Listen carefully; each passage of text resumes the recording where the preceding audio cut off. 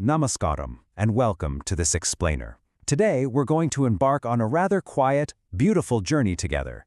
We'll be looking into a system of timekeeping that has guided millions of people for centuries. So settle in, take a breath, and let's calmly explore what it actually means to master the Panchangam. I want you to think back for a moment to your own family traditions. You probably remember it vividly. Every elder in the house seems to check the Panchangam before doing anything important. Whether it's planning a wedding, preparing for a long journey, or even starting a new venture, it always began with that familiar, thoughtful look at the calendar. But what is it really? And more importantly, can you read it yourself? Well, the answer is a resounding yes, you absolutely can. We're going to break it all down together, step by step.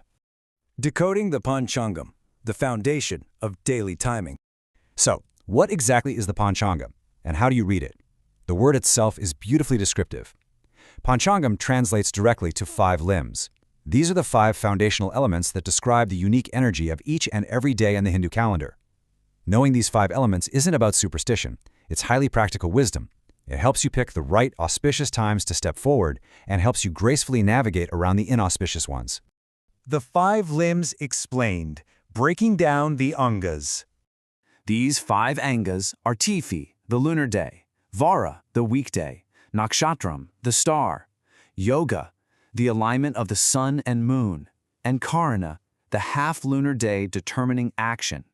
I want you to treat these terms as familiar friends. They are essentially the 5 pillars that hold up the sky of our daily calendar. By simply understanding these names, we begin to understand the very texture of the day ahead of us. Tithi and Nakshatra, the core lunar elements. Of those 5 limbs, these are the 2 you'll look to most often. On one side, we have the Tithi. This is the lunar day. It tells you exactly where the moon is in its current cycle. Because our traditions are so deeply connected to the moon, the Tithi is the essential metric that shapes our festivals and our vratas. Now, on the other side is the Nakshatra.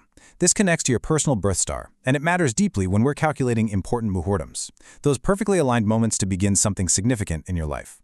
So, it's Tithi for the collective festivals and Nakshatra for your personal timings. Navigating daily timings, windows to avoid. Beyond the 5 limbs, the Panchangam also acts as a wise guide for the day's terrain.